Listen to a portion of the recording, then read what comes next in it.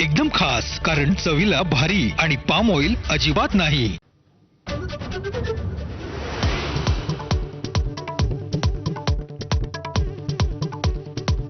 बारामती आणि राहुरी पोटनिवडणुकीसाठी मतदान पहिल्या 2 तासात बारामतीत 8 तर राहुरीत 11:30 वाजेपर्यंत 18.22% मतदान। बारामतीत 22 उमेदवार रिंगणात।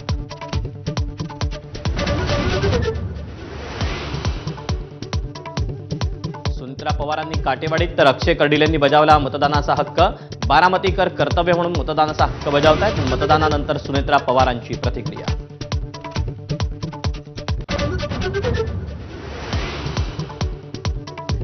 – 2029ला बारामतीतून मी लढावा अशी कार्यकर्त्यांची इच्छा। जय पवारांचं वक्तव्य। तर पवार विरुद्ध पवार लढत होण्याची शक्यता नाकारता येत नाही, रोहित पवारांचं वक्तव्य।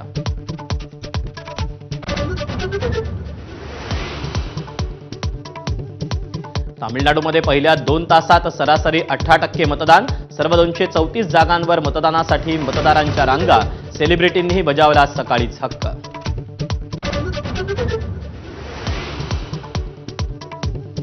पश्चिम बंगालमध्ये पहिल्या टप्प्यात 152 जागांवर चुरशीनं मतदान। पहिल्या 2 तासात सरासरी 19% मतदानाची नोंद। अभूतपूर्व सुरक्षा व्यवस्थेत मतदान। शिवसेना आमदार संजय गायकवाडांची पुन्हा शिवीगाळ। शिवाजी कोण होता या पुस्तकाच्या प्रकाशकांना घरात घुसून मारण्याची धमकी। तर संजय गायकवाड प्रतिक्रियेवर ठाम।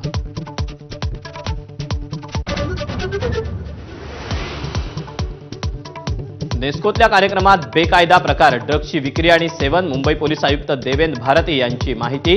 तर सगळी मुंबई ड्रग्सच्या आहारी गेली म्हणणं अयोग्य असल्याची टिप्पणी।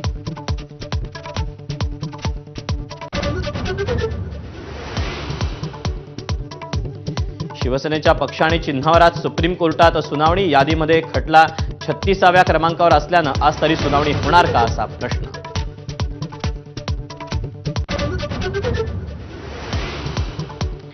इराणसोबत 3 दिवसात पुन्हा चर्चा होईल, डोनाल्ड ट्रम्प यांचा दावा। मात्र इराणकडून अजूनही कुठलाही प्रतिसाद नाही।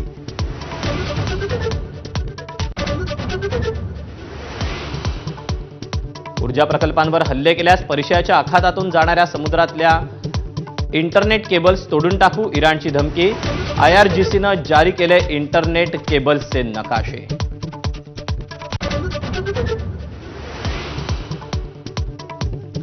बदलापूरच्या स्त्रीबीज प्रकरणी मुंबईसह ठाणे जिल्ह्यातील 30 डॉक्टरांना पोलिसांची नोटीस। आतापर्यंत 3 डॉक्टरांवर गुन्हे दाखल, 8 जणांना अटक।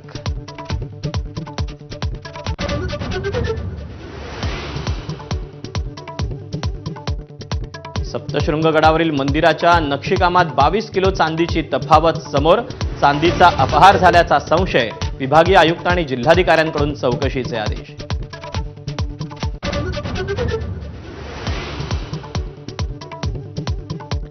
मास्टर ब्लास्टर सचिन तेंडुलकर छत्तीसगडच्या बस्तरमध्ये 100 मैदानं उभी करण्यासाठी मदत करणार।